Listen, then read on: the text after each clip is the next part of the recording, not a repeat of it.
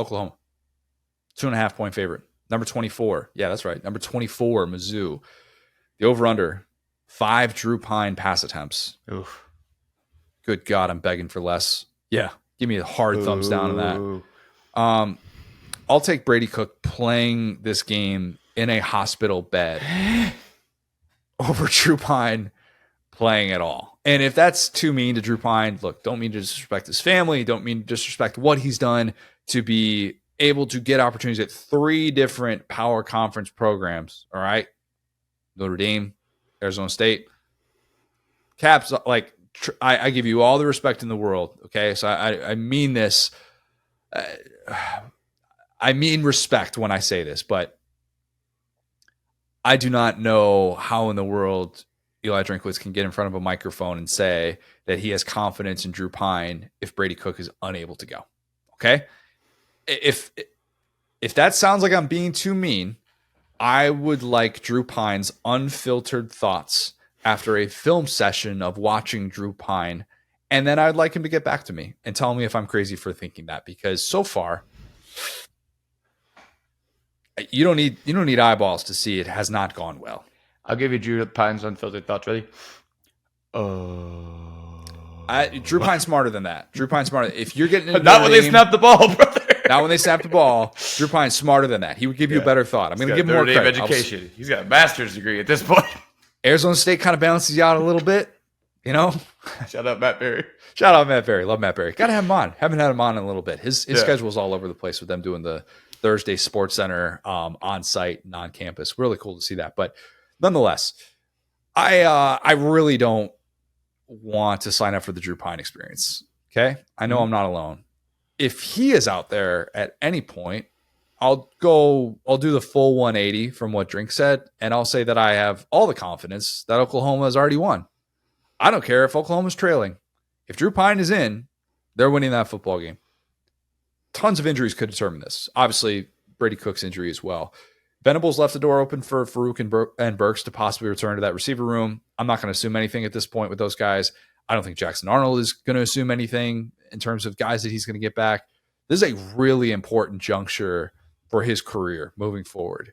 Remember, like, this is someone who has still, I mean, he's what?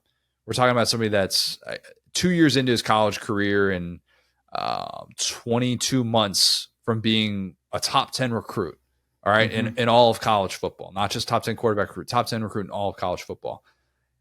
You are trying to show right now that you are good enough for your next OC to want to build around you. That's what this comes down to. And to get to do so at a place like Oklahoma, great opportunity. It would be awesome for him. If you struggle in November, whoever that next OC is, and I assume Brent Venables is going to go big, he better go big, they're going to look at Jackson Arnold and go, nope, let's go get a portal. Let's go get a portal guy. Let's do that. So this is really important for him. I do worry a little bit about Johnny Walker Jr., Chris McClellan, the Florida transfer, kind of harassing Arnold with all of the issues we've seen from this Oklahoma offensive line in SEC play. But I think the best unit on the field is going to be that Oklahoma defense, currently at number 17 in Max Olson's stop rate. That's significant in a game like this. Give me the Sooners by 2 touchdowns, 24-10, in an ugly game that makes us question why Mizzou is ranked in the playoff poll. Yeah, I think I'm right there with you. I think this is Oklahoma's. Well, again, I'm fully on board with the Brady Cook thing. If Drew Pine is the starter, pack it in, buddy. But that being said, even a hurt Brady Cook could struggle against this Oklahoma defense. Yep. And on the other end, if you look at Oklahoma, and when they are able to kind of rumble forward on offense and all that, it feels like Mizzou plays a style of defense. So we've hit on that, where they're not super aggressive. They kind of hang back in zone. And they don't really have the guys off the edge that they had last year. And, against whatever Oklahoma wants to do, you need time in the pocket because these receivers need time to get open, right? You're not going to snap the ball and have your guy right where you want him. You got to let it develop. You might need a broken play to rumble forward, stuff like that. So if Mizzou had a, suffocating defense that I thought could force a bunch of turnovers and miscues, again, like they had last year, I would feel better about picking Mizzou. But I think that I know that Oklahoma has that. Even in games where Oklahoma's offense has looked completely like they're playing a different sport, Oklahoma's defense has stayed solid for a half, has had pride, and talking about specifically against Texas, they forced the big Billy Bowman pick. They were in that game at the beginning, and then Texas 7-3 with 2 minutes left in the first half. 3 minutes left in the first half. Yeah. Yeah, like their defense will play as hard as they can, until they run out of juice and gas because their offense. And I think that this Missouri defense will do enough to keep Oklahoma's offense on the field, let their defense rest. But yeah, I think that's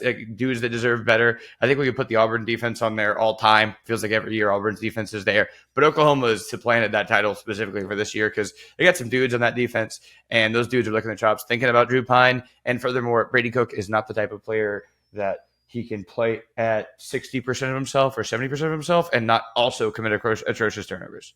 Could we get Luther Burden third Wildcat if no Brady Cook?